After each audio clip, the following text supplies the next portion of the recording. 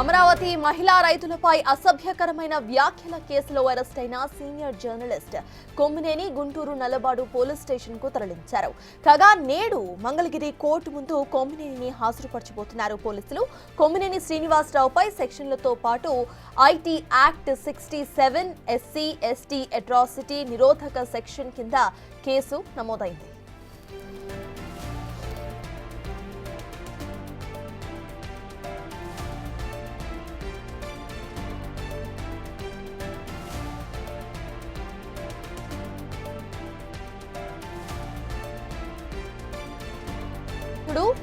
Analyst కృష్ణంరాజును విజయవాడలోని తన ఇంటికి తాళాలు వేసుకుని కుటుంబంతో సహా అజ్ఞాతంలోకి వెళ్లిపోయారు.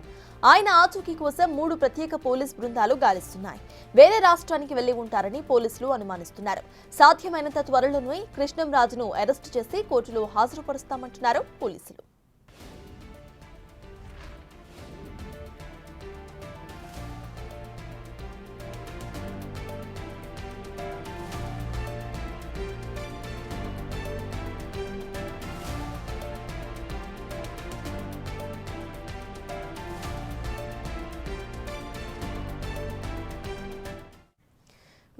కొమ్మినేనిని ఇటు నల్లపాడు పిఎస్ కి తరలించినట్టుగా తెలుస్తోంది. ఈ కేసుకి సంబంధించిన పూర్తి అప్డేట్స్ మా ప్రతినిధి సాయి అందిస్తారు. ప్రెజెంట్ అసలు అక్కడ అప్డేట్స్ ఏంటి సాయి? కొమ్మినేనికి సంబంధించి కేసులు చాలా నమోదైనట్టుగా తెలుస్తోంది. దాంతోపాటు కృష్ణంరాజు కూడా అక్కడ ఇంటికి తాళాలు వేసి ఇక్కడికి వెళ్ళిపోయినట్టుగా తెలుస్తోంది. సో ఆయనకి సంబంధించి అసలు సర్చ్ ఆపరేషన్ స్టార్ట్ అయిందా?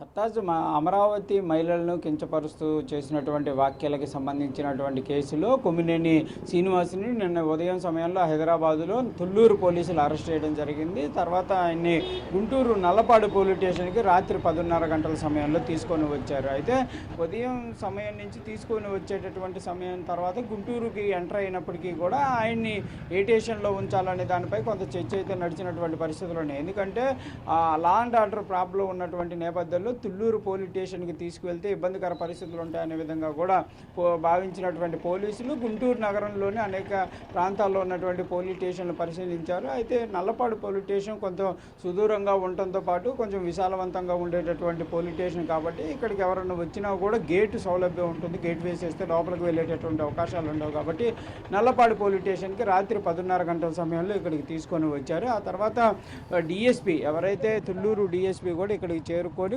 కొమ్మినేనిని కొంతసేపు విచారించినటువంటి పరిస్థితి ఉంది. దాంతోపాటు నిన్న నైటు 10:30 తర్వాత వైఎస్ఆర్సీపీ పార్టీకి సంబంధించినటువంటి లీగల్ సెల్ వాళ్ళు కూడా రావడం జరిగింది. లోపలికి వెళ్తామనే విధంగా కూడా వాళ్ళు పోలీసులను కోరారు. అయినా కూడా పోలీసులు అయితే అనుమతించినటువంటి పరిస్థితి లేదు. ఎందుకంటే కోర్టుకు తెచ్చినటువంటి సమయంలో కొంత సమయం ఇస్తామో అప్పుడు మాట్లాడండి అనే విధంగా కూడా పోలీసులు అయితే చెప్పడం జరిగింది. ప్రస్తుతం అయితే కొమ్మినేని శ్రీనివాసుని ప్రస్తుతం ఏదైతే నల్లపాడు పోలీస్ స్టేషన్లో విచారణ అయితే కొనసాగిస్తున్నారు.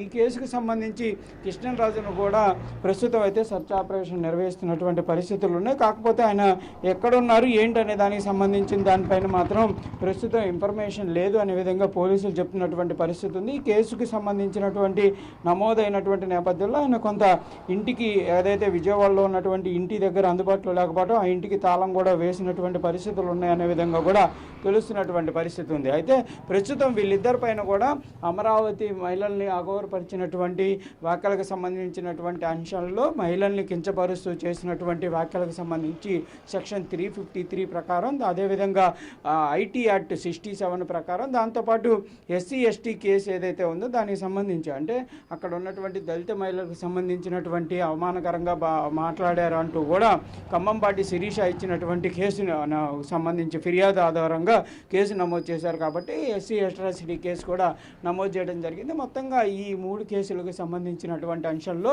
పలు సెక్షన్ల కింద కూడా వీళ్ళపైన కేసులు నమోదు చేయడం జరిగింది. మొత్తంగా ఈ కేసుకు సంబంధించి విచారణ కూడా కొమ్మినేని శ్రీనివాసుని అయితే నైట్ అంతా కూడా చేసినట్టు తెలుస్తుంది. ఉదయం సమయంలో ఆయన ప్రస్తుతం ఫ్రెష్ అవుతున్నటువంటి పరిస్థితి ఉంది. ఆయన ఫ్రెష్ అయిన తర్వాత ముందుగా గుంటూరు GGHకి తరలిస్తారు. అక్కడ వైద్య పరీక్షల అనంతరం కూడా మంగళగిరి కోర్టులో హాజరుపరచనున్నారు పోలీసులు. Thank you Sai.